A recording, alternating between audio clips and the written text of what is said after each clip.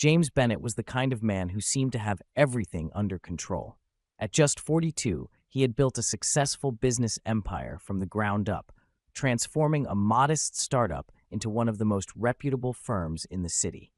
His life mirrored the perfect picture of success: a beautiful home, a loving family, and a business partner he trusted as much as he trusted himself. Alex Matthews had been by James's side for over a decade, helping him navigate the stormy waters of entrepreneurship.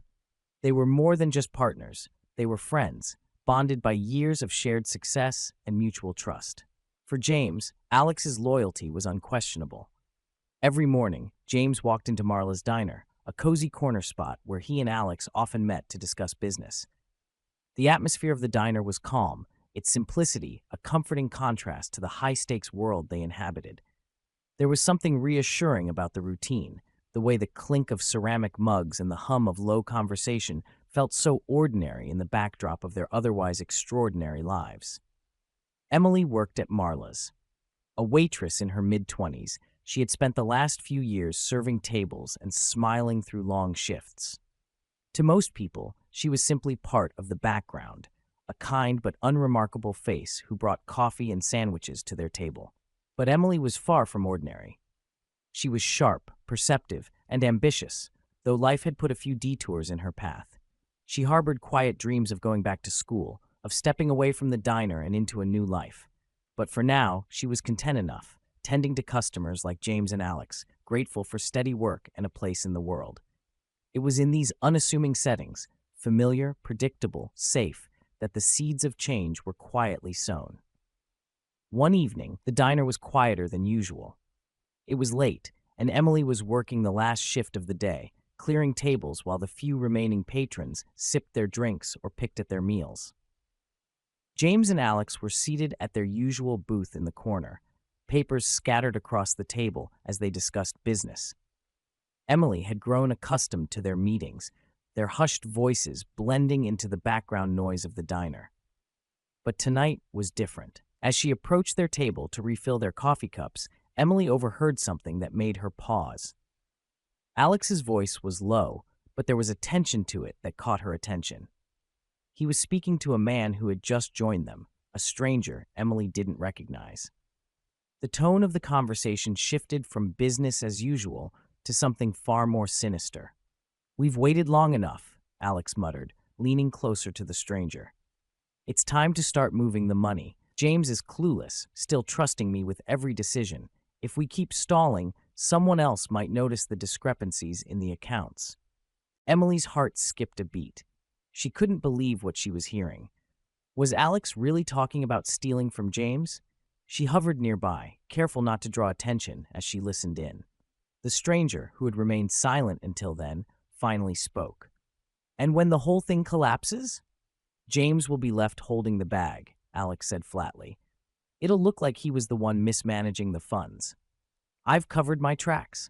By the time anyone figures out what's happened, we'll be long gone." Emily's hands trembled as she walked away from the table, her mind racing. She had always seen Alex as the charming, confident partner, a perfect match to James's more serious demeanor.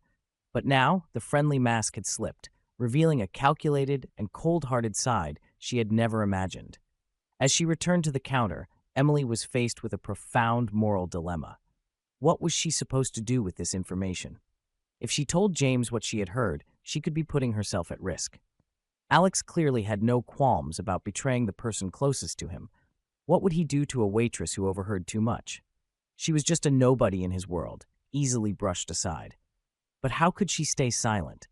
She knew the right thing to do, but fear gripped her. James was a powerful man, and Alex even more so. Getting involved meant stepping into a world of power and money that was far removed from her own simple life.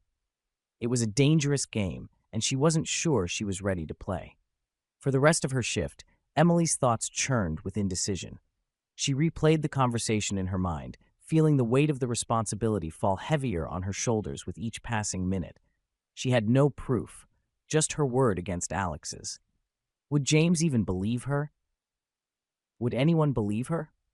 By the time her shift ended, Emily had made up her mind. She couldn't stay silent, not when someone's entire life was at stake. The next day, she would approach James and tell him everything, no matter the risk. The next morning, Emily arrived at the diner earlier than usual, her nerves frayed from a sleepless night of anxiety.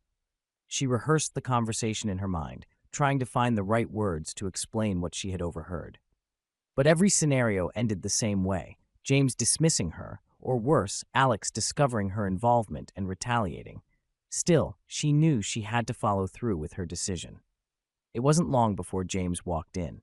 As always, he looked composed, his neatly pressed suit and calm demeanor exuding the confidence of a man in control of his world. He greeted Emily with a polite nod as he took his usual seat. She hesitated for a moment, taking a deep breath before making her way over to him. "Mr. Bennett," she began softly, her voice trembling despite her best efforts to stay calm. "There's something I need to tell you. Something important."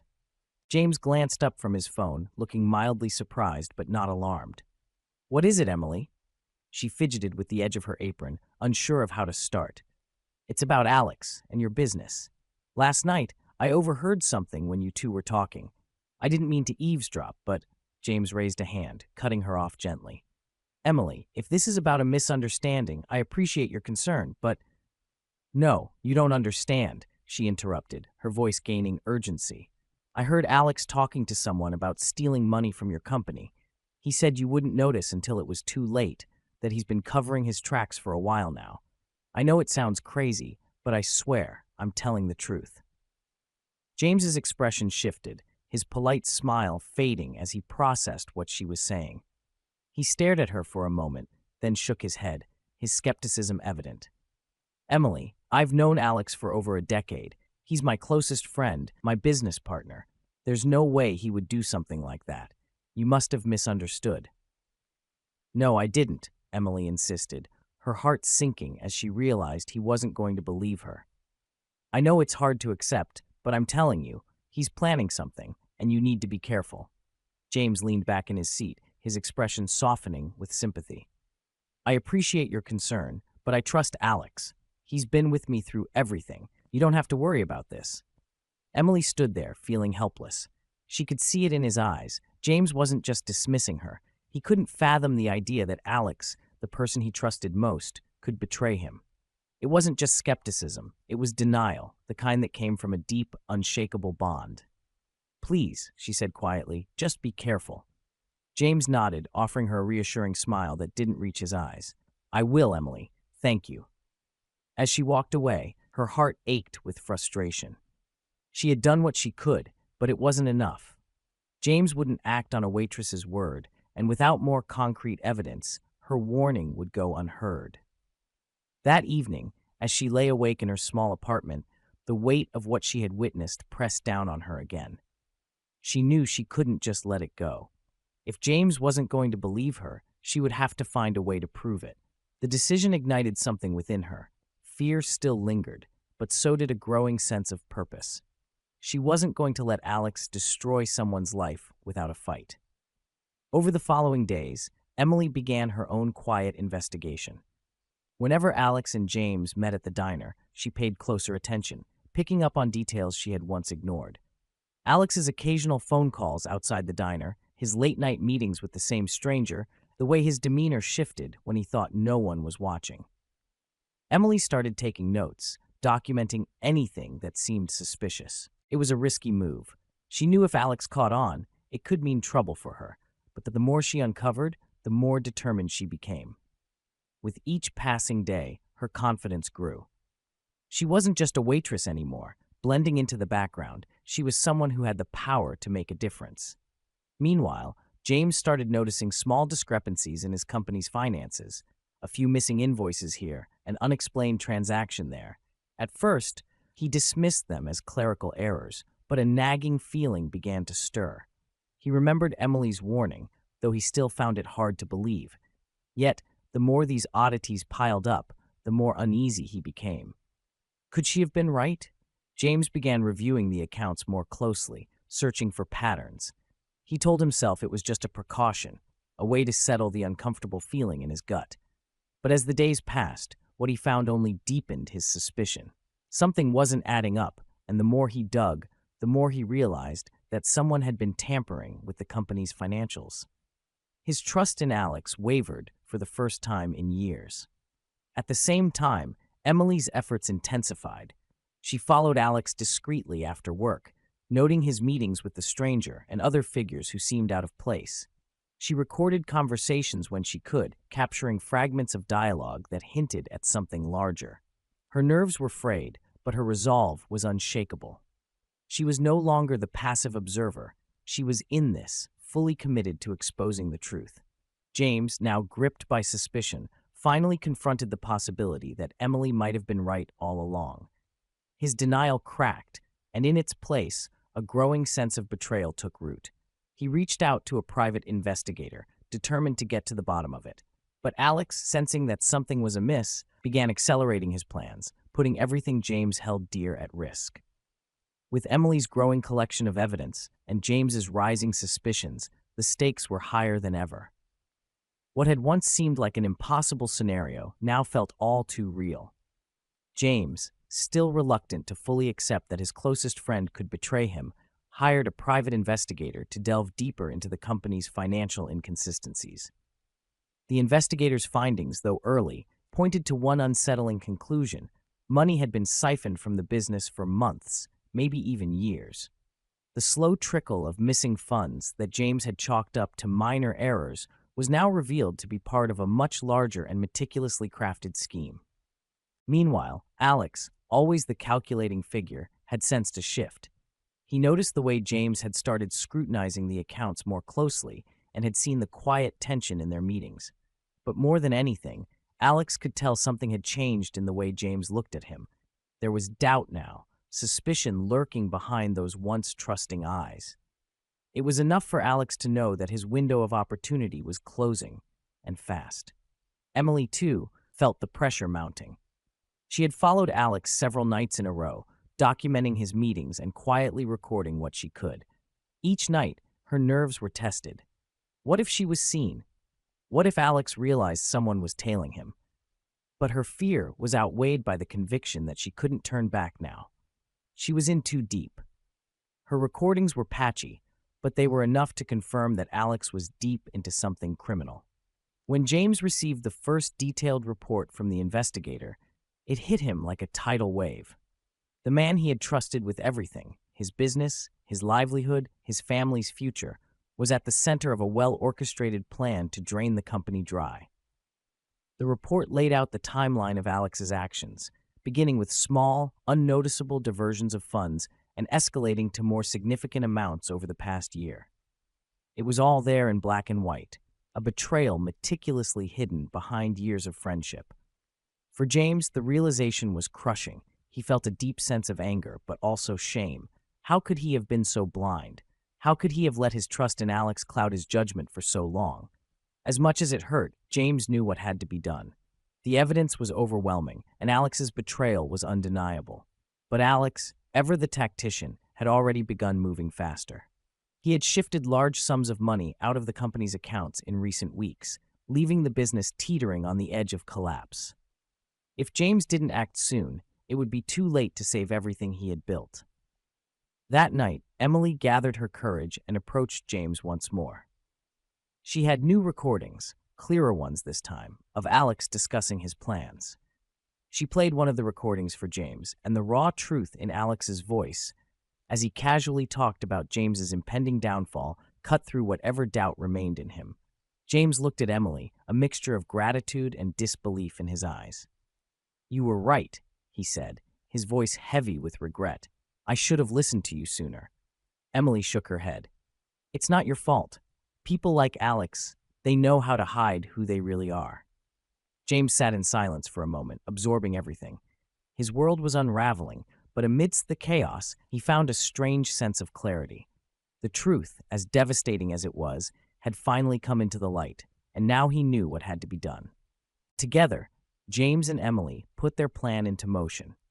James moved quickly to protect his assets, quietly diverting what funds he could to safe accounts while he worked with the investigator to build a case against Alex.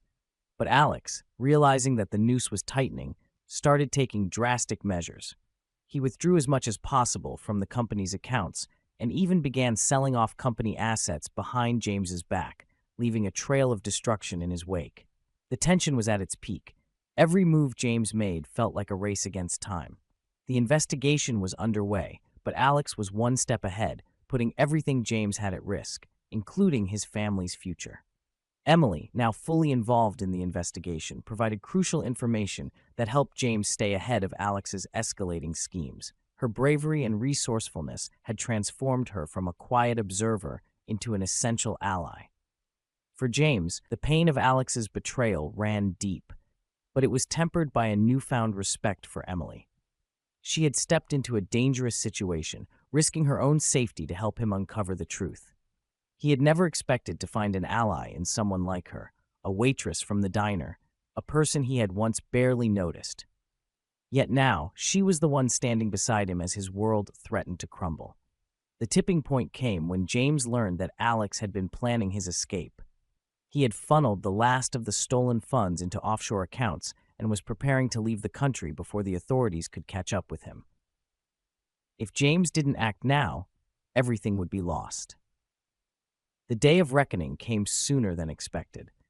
James had been working furiously with the private investigator and his legal team to build a case against Alex, but time was running out.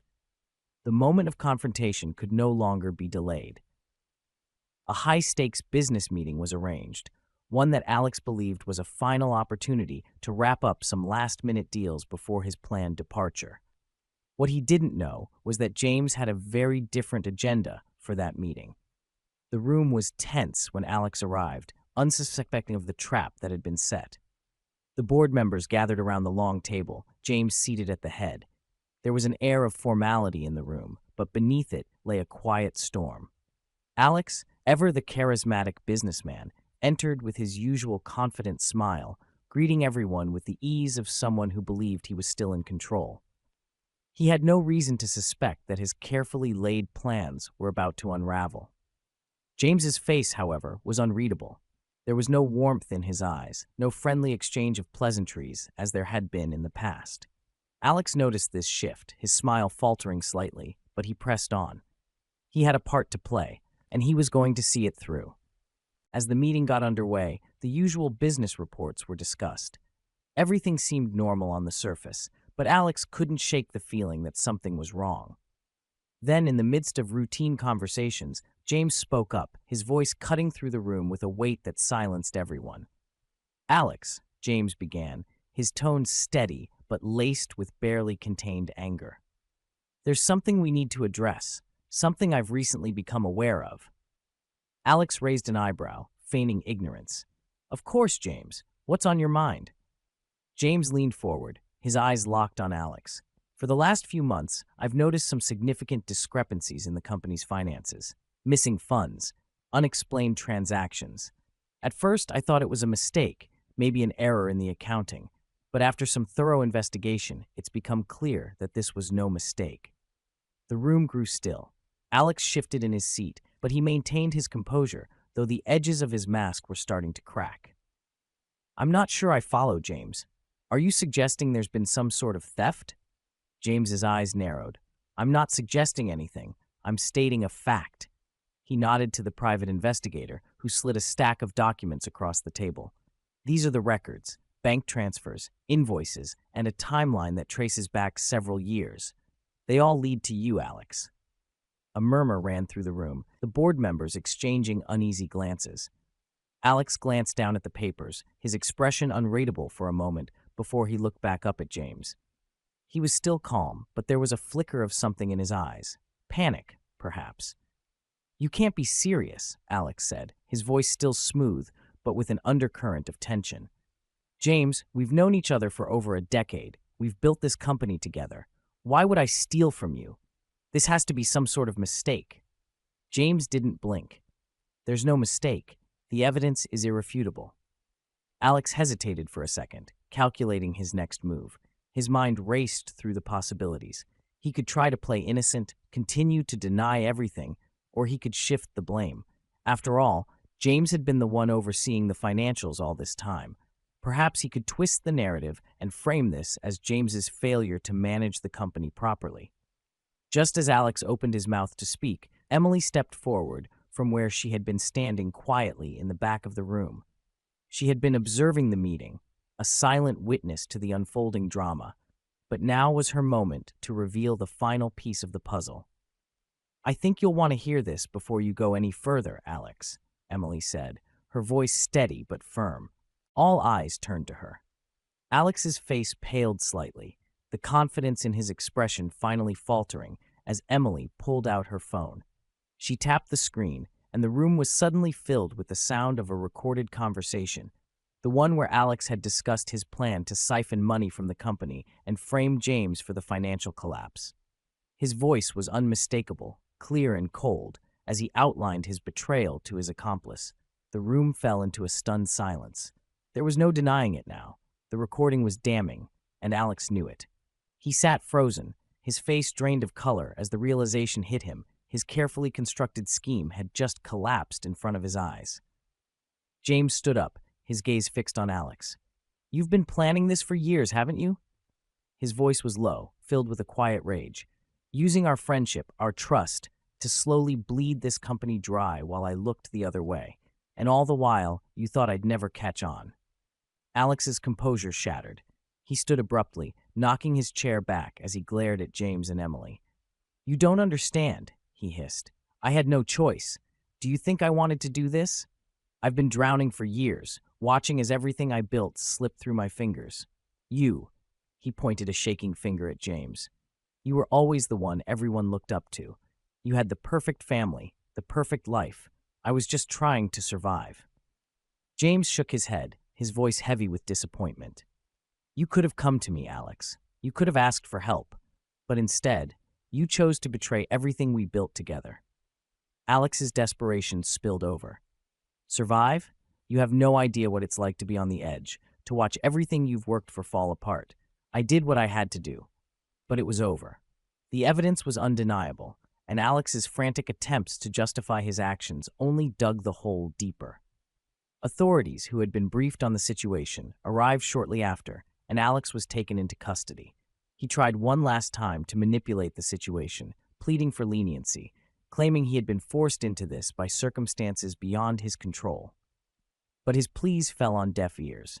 As Alex was led out of the room, the weight of his betrayal finally settled over James. It wasn't just the business that had been at stake, it was the years of trust, the friendship that had once meant everything to him. But there was no going back now. The truth had come to light, and Alex's downfall was complete. In that moment, James realized how much he had changed. He had started this journey believing he could control everything, that his judgment was infallible.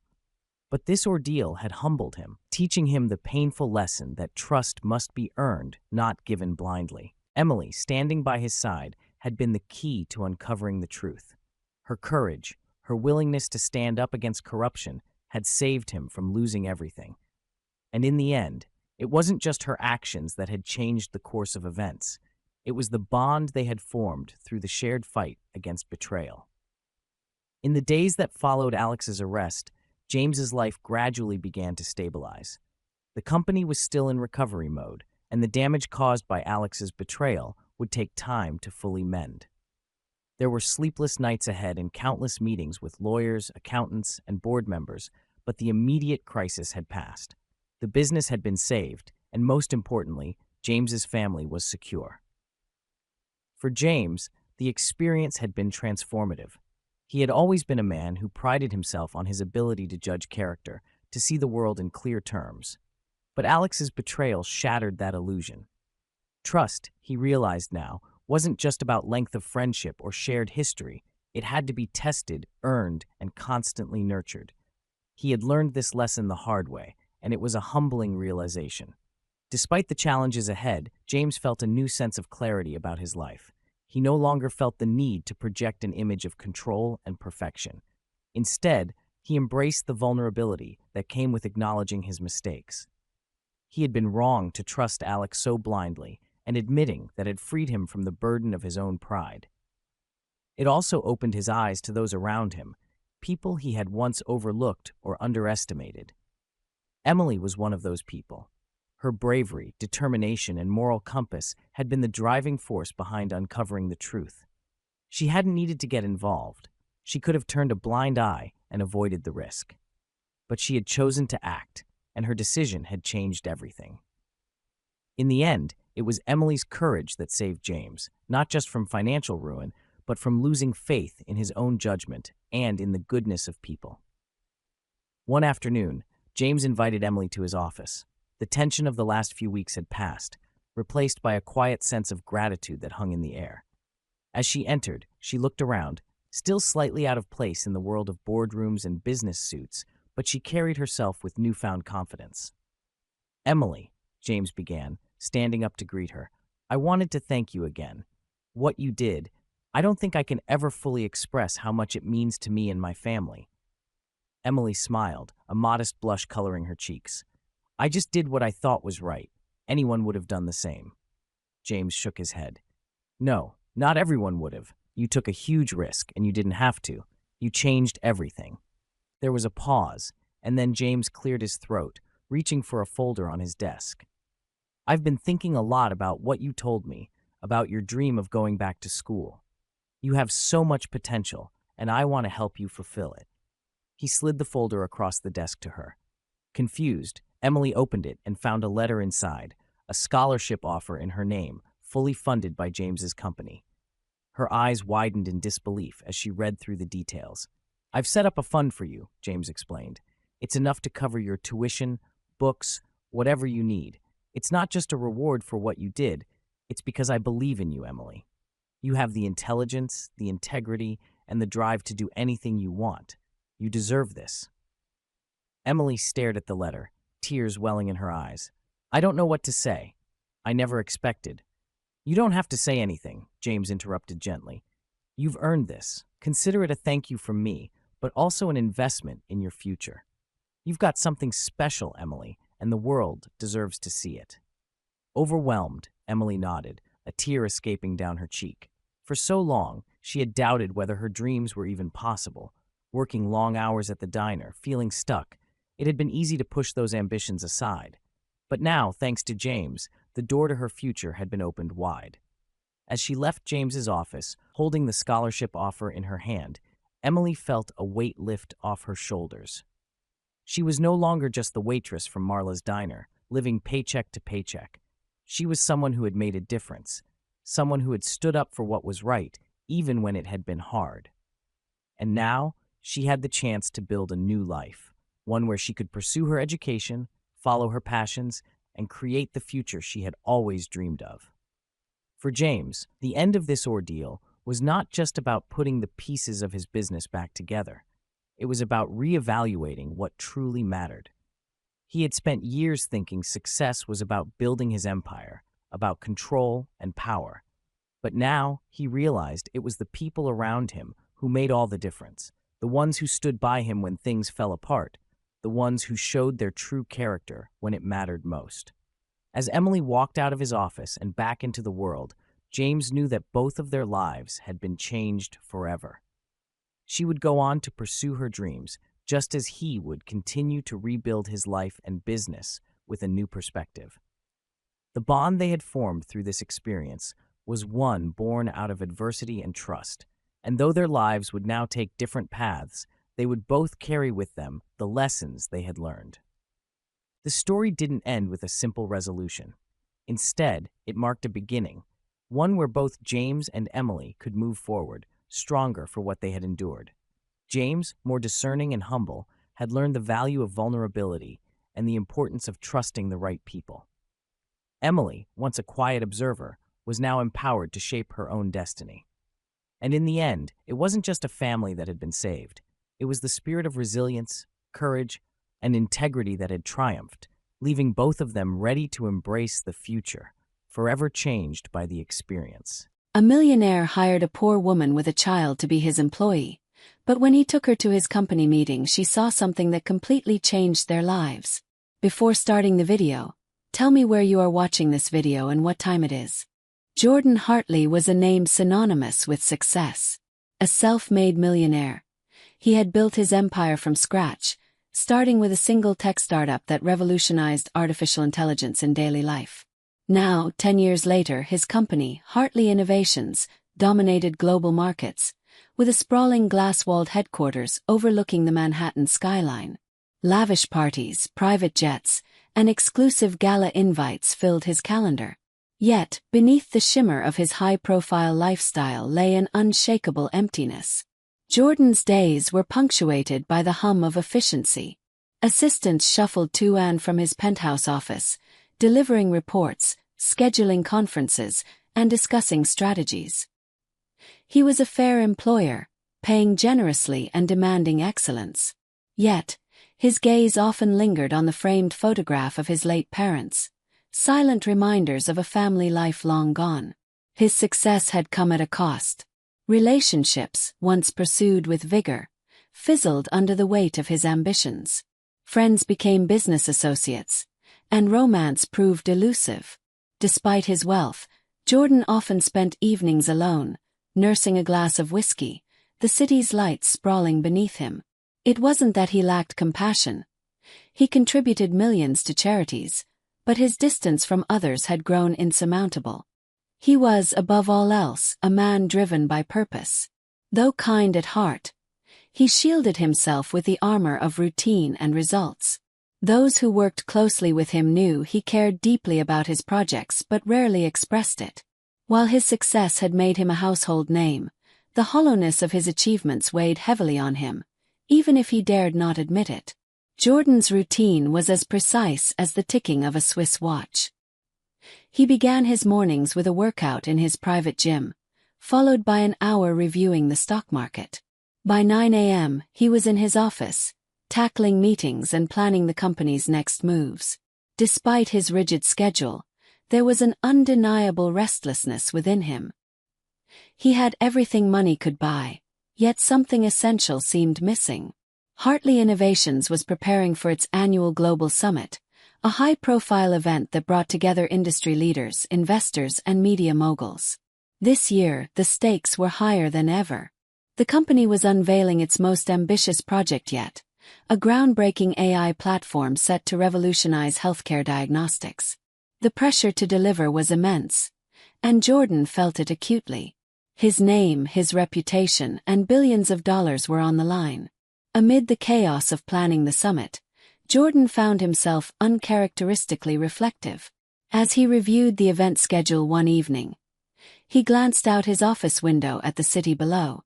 Thoughts of his late parents resurfaced. His mother's warm smile, his father's tireless work ethic. He couldn't help but wonder what they would think of the man he'd become. Had he done enough?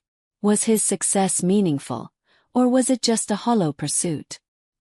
His assistant, Emily, had noticed his pensive mood in recent weeks. "You seem distracted," she remarked one afternoon as she handed him a stack of reports. "I'm fine," Jordan replied curtly, but the words felt unconvincing even to him. There was a longing he couldn't articulate, a yearning for connection, for something or someone to fill the void that no amount of wealth could. And so, as the summit loomed closer, a subtle shift took root in Jordan. He found himself open to change, though he had no idea how it might arrive, or how profoundly it would alter his life. It was a chilly morning in late October when Jordan's path crossed with hers. He was heading into a downtown cafe for a rare break, craving a strong espresso after another late night of summit preparations. As he approached the glass doors, he noticed a commotion near the entrance. A woman, clutching a battered handbag, stood with a young boy at her side.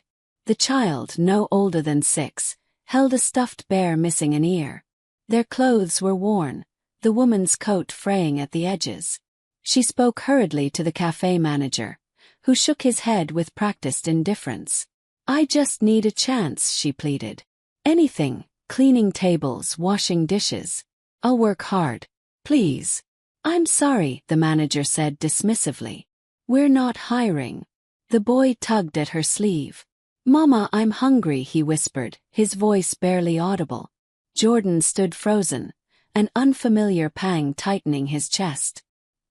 He wasn't the kind of man who stopped for strangers. His world moved too fast for that, but something about the desperation in the woman's eyes struck him. She wasn't just asking for herself. She was fighting for her child. Before he knew it, he was stepping forward. "Excuse me," he said, his voice cutting through the tension. Both the woman and the manager turned to him, startled. "Is there a problem here?" Jordan asked, directing his question to the woman. She hesitated, her cheeks flushing. "No, I was just leaving," she stammered, gripping her son's hand.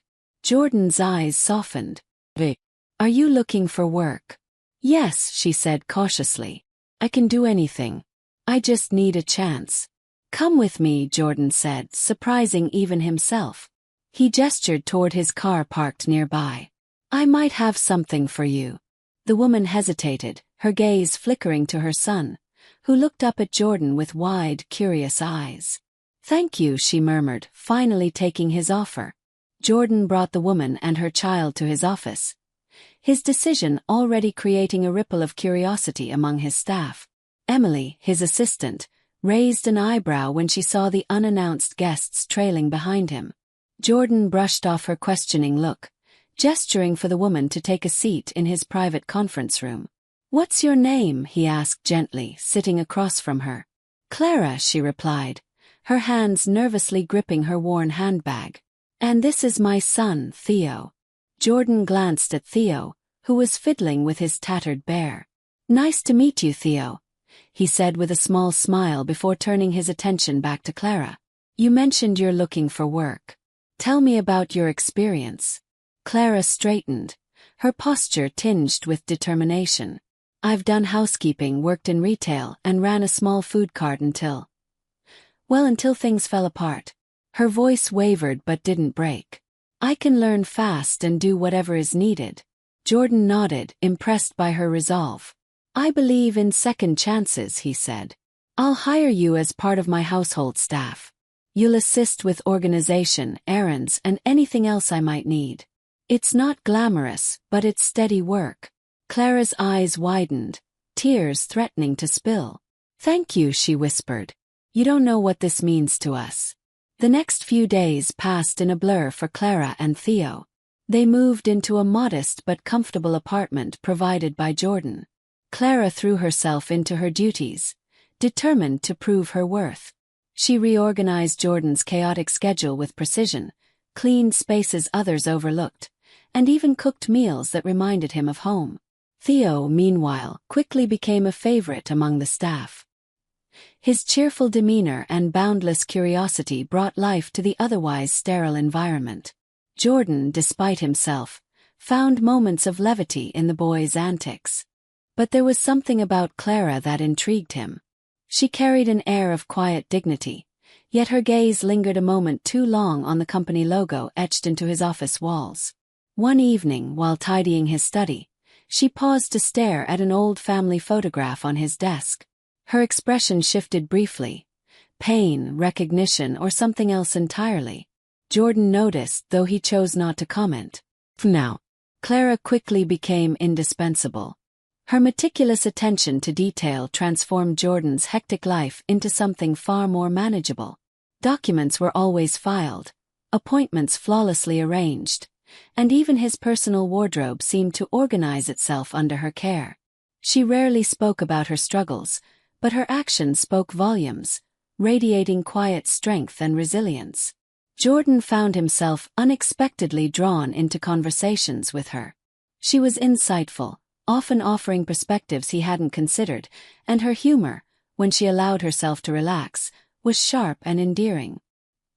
He began to value their exchanges, looking forward to the moments she'd linger in his office after delivering reports. Theo, meanwhile, brought light and chaos into Jordan's orderly existence. The boy had a knack for wandering into the most unexpected places, usually clutching his stuffed bear. One afternoon, Jordan returned to his office to find Theo sitting in his chair, drawing squiggly lines on a notepad. "Are you making important decisions for the company?" Jordan asked with mock seriousness. Theo beamed. "I'm designing a robot bear. It's gonna talk and tell jokes." Jordan chuckled, ruffling the boy's hair. Sounds like a winning product. I'll expect a prototype soon. For a man who had spent years distancing himself from emotional entanglements, Jordan found himself surprisingly at ease with Theo and Clara. He began inviting Theo to his private gym, where they played basketball together. Clara, watching from the sidelines, couldn't hide her smile. As weeks turned into months, a shift occurred in Jordan's demeanor. His previously guarded nature softened. He laughed more, engaged with his employees in meaningful ways, and even began considering how to expand his philanthropic efforts. Clara and Theo had become more than employees. They were a part of his life, a part he cherished deeply. The bond between Jordan, Clara, and Theo grew steadily, but with it came an undercurrent of mystery. Clara was warm yet guarded, and though she seemed genuinely grateful for her new life, there were moments when her demeanor betrayed a deeper story. One evening, as she organized a set of old company files in Jordan's study, Clara came across a box labeled Founding Days. The name alone made her pause. She hesitated before opening it, but curiosity won. Inside were photos and documents chronicling the early years of Hartley Innovations. One picture caught her attention, a group photo of Jordan and a few early investors. Her hand trembled as she ran her fingers over the faces, her lips pressing into a thin line. Later that night, Jordan returned to find Clara still working. "You don't have to stay late," he said, noting her tired eyes. "I wanted to finish this for you," she replied quickly, closing the box before he could notice her unease. Another clue surfaced one morning when Theo wandered into Jordan's office clutching an old photograph. "Look what I found," he exclaimed, holding it up. The picture showed a much younger Jordan, standing beside a man who looked strikingly similar to him. "That's my dad," Jordan explained, smiling faintly. "He passed away years ago. He was my biggest inspiration." Theo's brow furrowed, and he turned to Clara, who had just entered the room. "Mama, doesn't he look like Uncle James?" Clara froze, her face paling. "Theo," she said softly, taking the photo from him. "Let's not bother Mr. Hartley with old pictures." Jordan's curiosity was piqued, but he let the moment slide, sensing her discomfort. He didn't know it yet, but Clara was grappling with a truth that could change everything. As the annual summit approached, Jordan decided to invite Clara and Theo. "You've become part of this team," he told her. "And this event is as much about celebrating our people as it is about showcasing the company." Clara hesitated but eventually agreed. The day of the event loomed, carrying with it an unspoken sense of destiny. The annual summit unfolded in grand fashion. The venue, a sprawling conference hall adorned with sleek designs and Hartley Innovations' iconic logo, buzzed with activity. Industry leaders, investors, and journalists mingled, eager to witness the unveiling of Jordan's revolutionary AI platform. Cameras flashed, conversations hummed, and the air was thick with anticipation. Clara and Theo arrived with Jordan, their presence drawing curious glances from the crowd. Clara, dressed simply but elegantly in a borrowed outfit, held Theo's hand tightly. She was visibly nervous, her eyes darting around the room as if searching for something, or someone. Jordan, ever the confident host, introduced them to key figures. "This is Clara," he said to one group. "She's been an invaluable addition to my team." To another he crouched down, introducing Theo. "And this is our future robot designer." Theo grinned proudly, eliciting chuckles from the gathered executives. As the evening progressed, Clara drifted toward a display of Hartley Innovations milestones. A series of photographs chronicled the company's rise, from its humble beginnings to its global domination.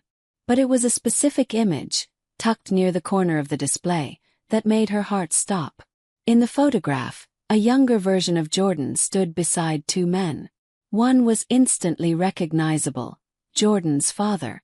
The other man bore a striking resemblance to someone Clara knew all too well, her brother James.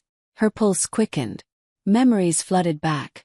Conversations about a startup, excitement over a new partnership, and then, silence. James had disappeared years ago, leaving only cryptic hints of betrayal and loss.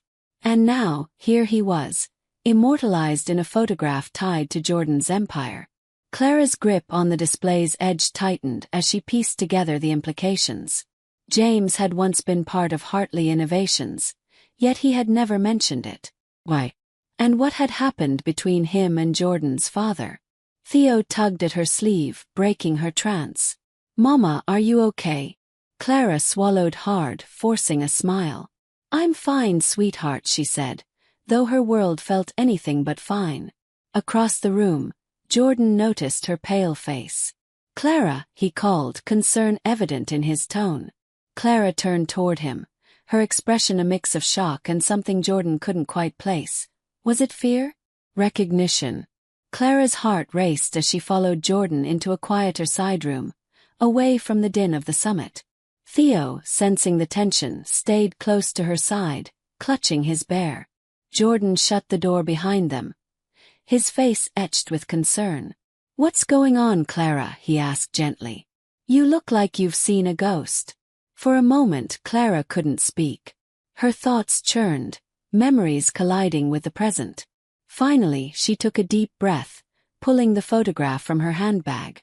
It was the same one she'd seen in the display, the image of Jordan, his father, and James. "This man," she said, pointing to her brother, "is my brother James." Jordan blinked, caught off guard. "Your brother?" He studied the photograph closely, his brow furrowing. James Monroe." "Yes," Clara confirmed, her voice trembling. "But he disappeared years ago. We lost contact after he made some questionable choices." Jordan's jaw tightened, the name sparking memories he had buried. "James Monroe worked with my father during the early days of Hartley Innovations. He was one of my father's closest friends, part of the founding team." But he trailed off, his expression darkening. Clara bit her lip. "But what?" "He betrayed us," Jordan said flatly. "He stole from the company and vanished. It nearly destroyed my father. He trusted James, and James repaid him by selling proprietary technology to a competitor. It was one of the hardest times in my father's life." Clara felt the weight of his words like a blow. "That doesn't make sense," she said, shaking her head. "James wouldn't have. I mean, he wasn't perfect, but he loved your father like a brother." Jordan's eyes softened as he saw the conflict in her expression. "I understand why this is difficult, but the evidence was overwhelming. My father confronted him, and James disappeared that same night." Clara's hands trembled. She thought of her brother's abrupt departure, the unanswered questions, and the years of silence. Could it be true? Or had James been scapegoated in a web of corporate rivalry? Theo, sensing the heaviness in the room, looked up at Jordan. "Did Uncle James hurt you?" he asked innocently. Jordan knelt down, his expression softening.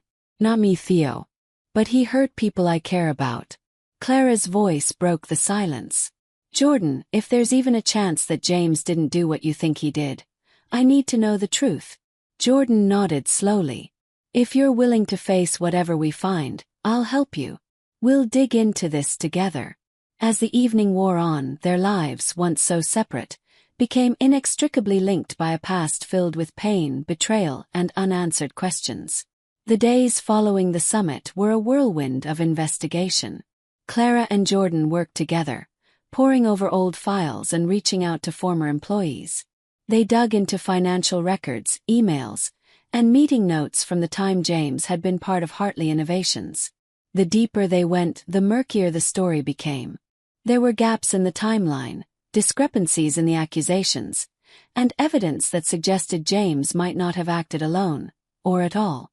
A key document, supposedly proving James's betrayal, had been signed by another co-founder who later disappeared under suspicious circumstances.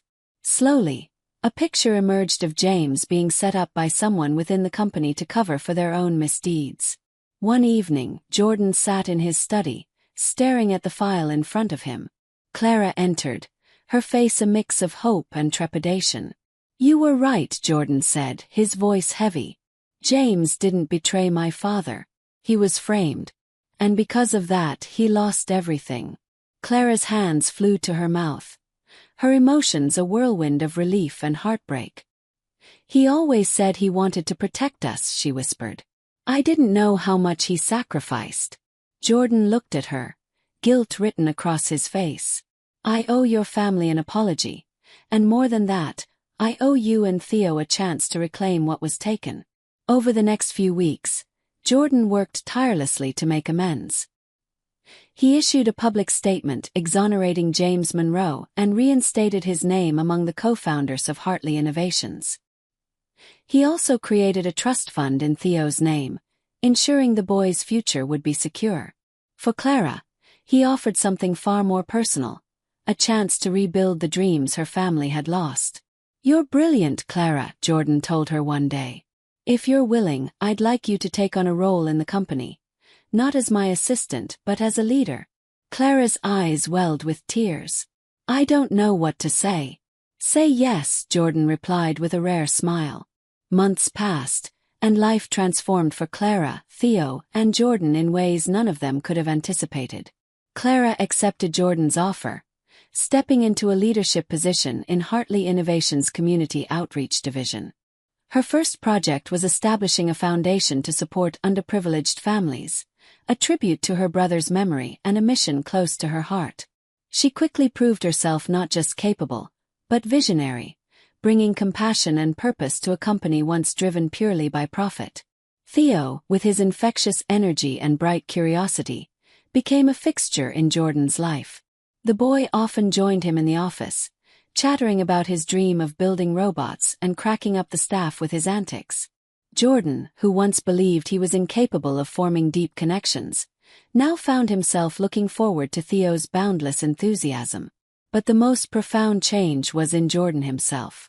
Clara's resilience and kindness had broken through his emotional walls, revealing a man who longed for more than success. He began to open his heart, finding joy in the simplest moments. Watching Theo learn to ride a bike, sharing quiet dinners with Clara, and even laughing over their inside jokes.